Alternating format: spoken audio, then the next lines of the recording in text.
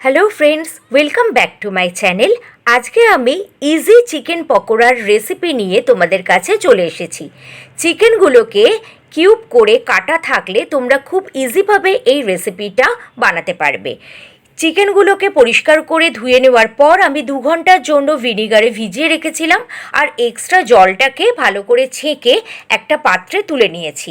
তারপর 1 চামচ পরিমাণ মতন চিকেন অনুযায়ী আমি এখানে নুন ইউজ করছি। তারপর 1 চামচ লঙ্কার গুঁড়ো দিয়ে দিলাম, আর তার সাথে যে ইনগ্রিডিয়েন্টসগুলো লাগছে একে একে অ্যাড করছি, যেমন 1 চামচ রসুন বাটা আর 2 চামচ আদা বাটা, আর তার সাথে দিলাম কাঁচা লঙ্কা কুচি। কাঁচা লঙ্কা কুচিটা তোমরা তোমাদের ঝাল অনুযায়ী খেও। আর দিচ্ছি এখানে 1 চামচ ডার্ক সোয়া সস। ডার্ক সোয়া সস না থাকলে লাইট সোয়া সসও তোমরা দিতে পারো। আর এখানে দিচ্ছি আমি 1 চামচ ময়দা, আর দিচ্ছি তার সাথে 1 চামচ কর্নফ্লাওয়ার। কর্নফ্লাওয়ার আর ময়দার পরিমাণটা তোমাদের চিকেনের পরিমাণ অনুযায়ী হবে। কর্নফ্লাওয়ারটা অবশ্যই এখানে দিতে হবে।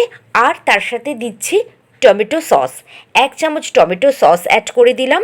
অবশ্যই এটা টেস্টের এনহ্যান্সের জন্য লাগবে। আর দিচ্ছি বাইরে থেকে কেনা ব্রেড ক্রাম্বস।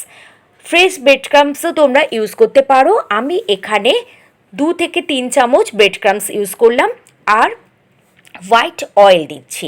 হোয়াইট অয়েলটা কিন্তু অবশ্যই এই চিকেন পকোড়ার মধ্যে অ্যাড করবে, তবে চিকেন পকোড়াগুলো জুসি থাকবে। আর দিচ্ছি এখানে একটা গোটা ডিম।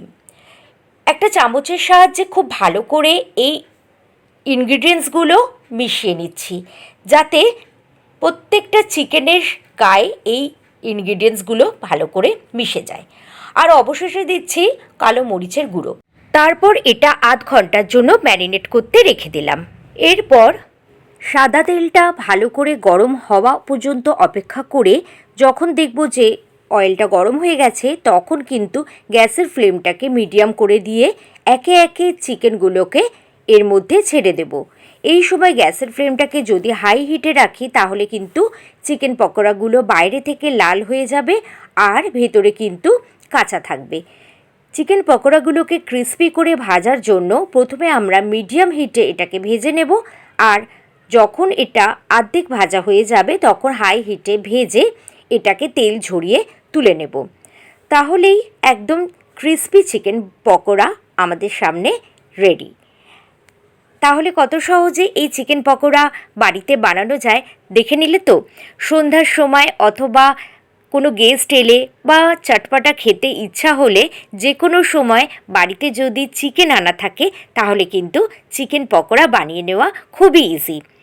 এই পকোড়াগুলো কিন্তু ভেতরে একদম জুসি থাকে আর বাইরে ক্রিস্পি থাকে। যদি তোমাদের হাতে ম্যারিনেট করার সময় থাকে, তাহলে একটু সময় ধরে তোমরা এটা ম্যারিনেট করে নিও। এই চ্যানেলে নতুন হয়ে থাকলে চ্যানেলটা সাবস্ক্রাইব করবার অনুরোধ রইল। আজকের মতন এই অবধি, আবার দেখা হবে।